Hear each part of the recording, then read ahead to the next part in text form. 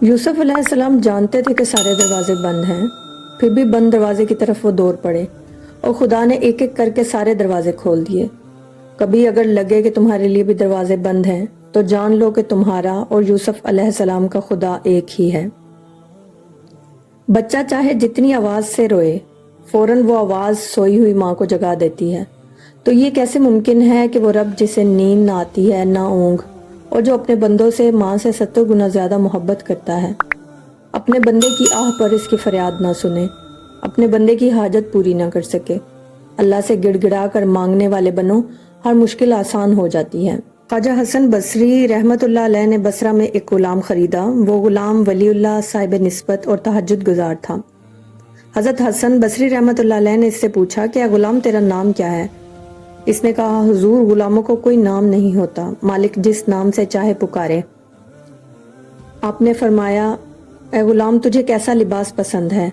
इसने कहा, हुजूर गुलामों का कोई लिबास नहीं होता, जो मालिक पहना दे वही उसका लिबास होता है। फिर उन्होंने पूछा कि ए गुलाम तू क्या खाना पसंद करता है? गुलाम ने कहा, हुजूर गुलामों का कोई खाना नहीं होता, जो मालिक खिला दे वही उसका खाना होता है।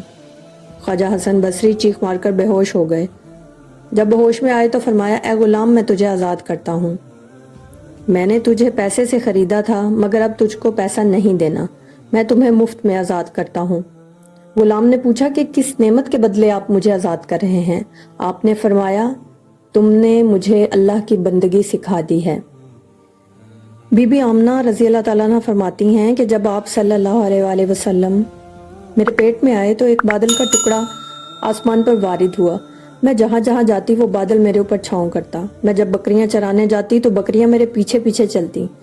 जब चलती तो पत्थर मेरे पाँव के नीचे नरम रुई की तरह हो जाते, और जब कुएं से पानी निकालने जाती तब पानी ऊपर चढ़ आता और आसानी से मेरे बर्तन में आ जाता। उमर बिन अब्दुल अजीज के पास ज़कात का माल आता है। फरमाने लगे, गरीबों में तकसीम कर दो। बताया गया इस्लामी सल्तनत में कोई भी फकीर नहीं रहा। फरमाया, इस्लामी लश्कर तैयार करो। बताया गया इस्लामी लश्कर सारी दुनिया में घूम रहे हैं। फरमाया, नौजवानों की शादियां कर दो। बताया गया कि शादी के ख्वाहिशमंदों की शादियों के बाद भी माल बच गया है। फरमाया गया कि अगर किसी के जिम्मे कोई कर्ज है तो अदा कर दो। कर्ज अदा करने के बाद भी माल बच जाता है। फरमाया, देखो अगर कोई यहूदी और ईसाई में से किसी पर कर्ज है तो वो अदा कर दो। ये काम भी कर दिया गया, फिर भी माल बच जाता है। फरमाया गया कि अहले इल्म को माल दे दिया जाए।